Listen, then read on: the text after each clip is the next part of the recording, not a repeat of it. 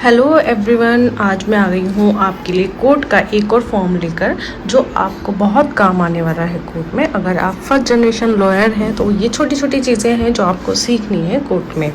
Court के लिए सबसे पहले अगर आपको कोई भी ऑर्डर की कॉपी या फाइल आपको चाहिए होती है तो उसके लिए सर्टिफाइड हमें अप्लाई करना पड़ता है।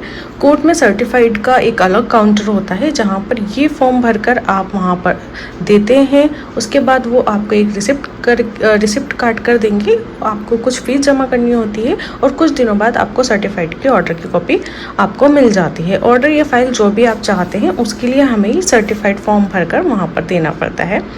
हाई कोर्ट और सुप्रीम कोर्ट में अभी ये ऑनलाइन हो गया है, बट डिस्ट्रिक्ट में अभी भी ऑफलाइन चल रहा है। तो ये दो तरीके के फॉर्म हमें मिलते हैं, सिविल का एंड क्रिमिनल के लिए हमें अलग से एक फॉर्म मिलता है, वो मैं आपको दूसरी वीडियो में बता दूंगी।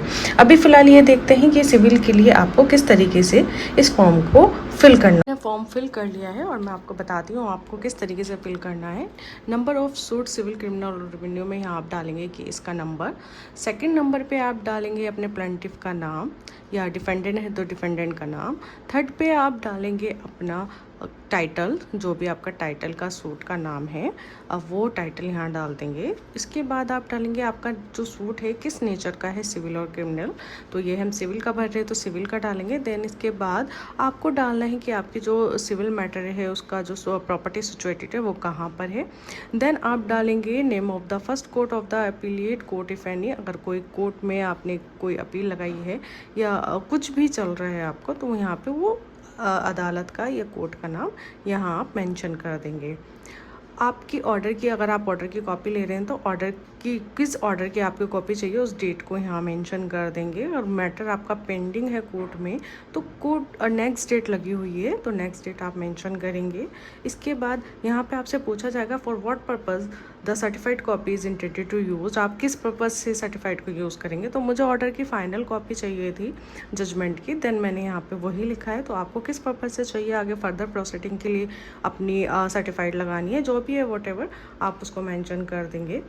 इसके बाद आपको क्या डॉक्यूमेंट चाहिए, मुझको जैसे यहाँ पे फाइनल जजमेंट की कॉपी चाहिए होगी तो मैंने यहाँ पे ये लिख दी थी। अगर आपको पूरी फाइल चाहिए या ऑर्डर की कॉपी चाहिए वो चीज़ आप मेंशन कर देंगे। इसके बाद यहाँ पे आप एज एडवोकेट अगर आप सर्टिफाइड नहीं करवा रहे हैं तो आप अपना यहाँ पे अपनी साइन और स्टैंप लगा दीजिएगा। इसके बाद नेम ऑफ एप्लीकेंट में कौन अप्लाई कर रहा है, एडवोकेट अप्लाई कर रहे हैं तो यहाँ पे उनके साइन और स्टैंप लग जाएगी। जहाँ जहाँ पे लिखा है आपका ऑफिस कौन सा पड़ता है, कहाँ पड़ता है, ये सारी चीज़ें इधर मेंशन कर दीजिएगा। और इसके बाद पूछा जाएगा अर्जेंट में चाहिए आपको ऑर्डिनरी चाहिए तो ऑलवेज़ अर्जेंट में डालिएगा, क्योंकि ऑर्डिनरी में भी अगर हम डालते हैं तो भी वो उतना ही टाइम लगा देते हैं, अर्जेंट में भी तो कोई फ़ायदा नहीं है। अर्जेंट में भी देंगे तो 15 डेज से पहले आपको कॉपी मिलेगी नहीं। इसके बाद ये सारा चीज़ें यहाँ पे मेंशन करके इसमें 2 रुपये की यहाँ पे जो स्टैम्प आती है, कोर्ट फीस आती है, मैंने आपको पहले भी दिखाई है, वो कोर्ट फीस यहाँ लगाकर आप इसे काउंटर पे सबमिट कर देंगे। काउंटर पे कुछ फ़ीस मांगेंगे, पर पेपर के हिसाब से फ़ीस मिलती है। अगर 2 पेजेस का है तो कम फीस जाएगी, अगर अदरवाइज़ ज़्यादा पेजेस हैं तो आपकी ज़्यादा फीस जाएगी। उसके बाद 15 डेज़ बाद ये कॉपी आपको मिल जाएगी। ऑनलाइन भी आपको पता चल जाता है, मैसेज आ जाता है कि आपकी सर्टिफाइड आ गई है। तो आप इस तरीके से सर्टिफाइड के लिए अप्लाई कर सकते हैं। ये सिविल और क्रिमिनल दोनों अलग होते हैं। आज मैंने सिविल का आपको बताया है, क्रिमिनल के लिए मैं आपको नेक्स्ट वीडियो में बताऊँगी। Thank you so much for the watching.